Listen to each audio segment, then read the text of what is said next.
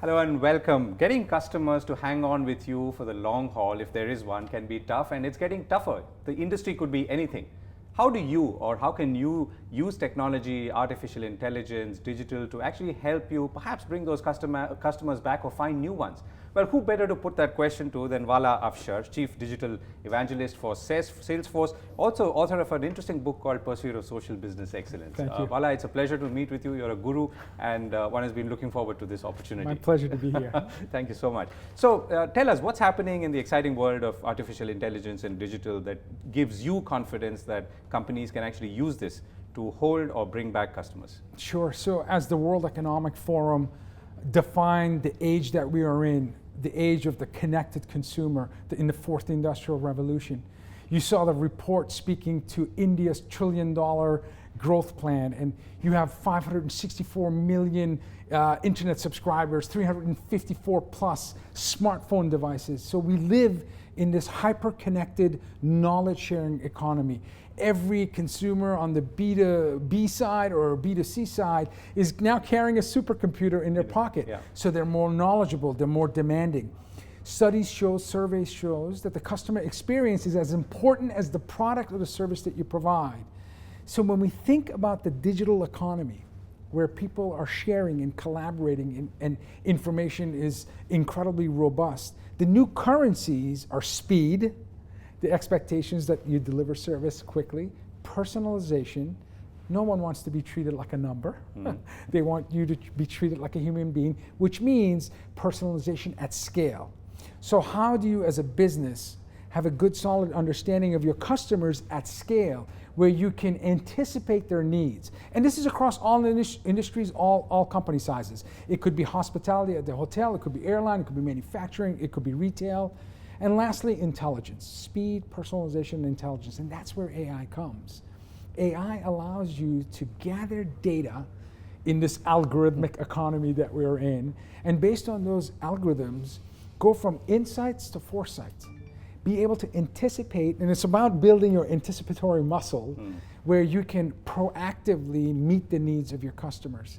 If you're delivering products and services that are not powered by AI, in the fourth industrial revolution, I believe that you will lose market share. If you're not marketing, if you're not sales or customer service and support powered by machine learning, you don't have the ability to address the blind spots that exist in business in terms of understanding our needs. And what's a good example of a company, product, or service that's, in your mind, use this approach, use the technology to effectively connect better with its customers, existing or potential? You know, I'll give you some US examples. Certainly we've been using artificial intelligence all along. The most indispensable mobile apps, when Amazon recommends a product to you and you don't feel like you're sold to, you actually, wow, this is something I could use. When Netflix provides movie recommendations based on your habits, when Pandora or Spotify provides music, all companies in every industry are trailblazers. I met with a manufacturer of tires company where now they're feeding over 200,000 images. Here in Mumbai. Right here in Mumbai, exactly. Seat. And they're using artificial intelligence to understand and classify tire defects so that they can process the warranty in real time. You can take a photo, you can see the defect classified, you get immediate warranty information, and you can have the new product delivered to you in a matter of hours or next day. So it's about creating a frictionless environment where you can meet the needs of your customers in the most expeditious and intelligent way.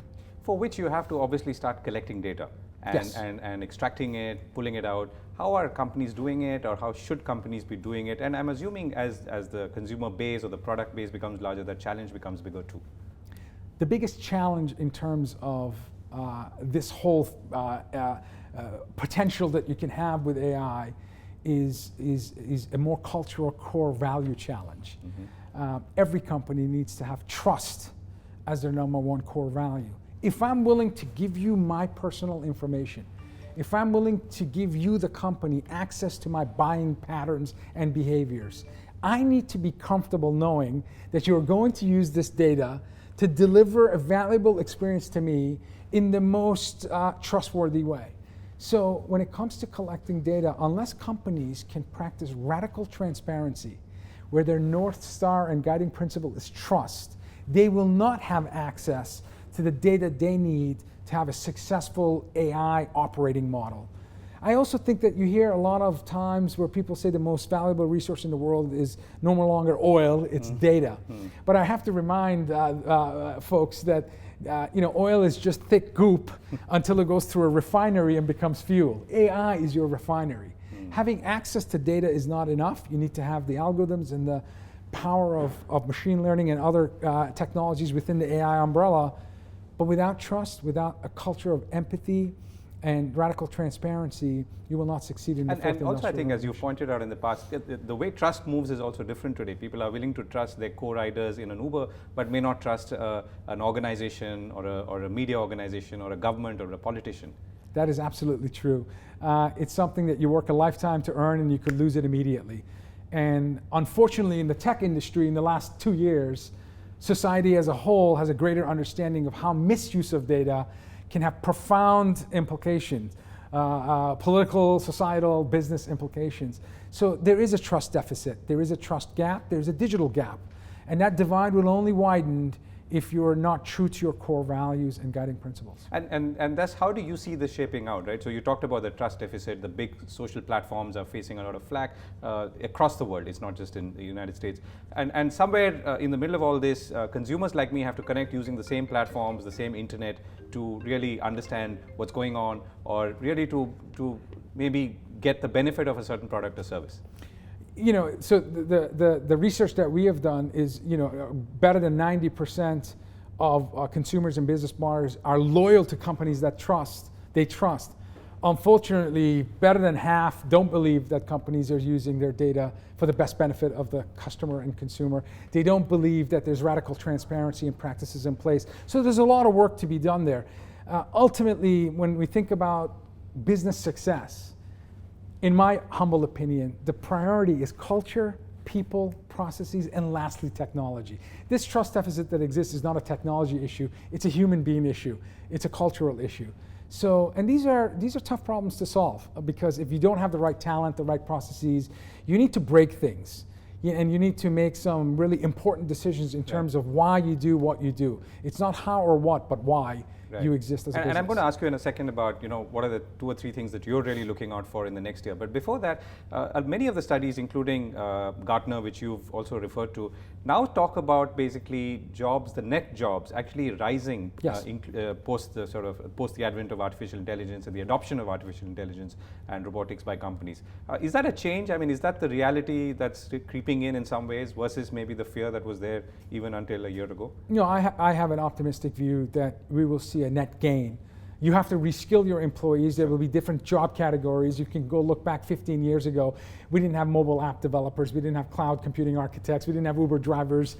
We didn't have a lot of social media managers and so on and so forth. I certainly didn't think Chief Digital Evangelist would be my title even 5 years ago. So you will have different titles. You will have net gain.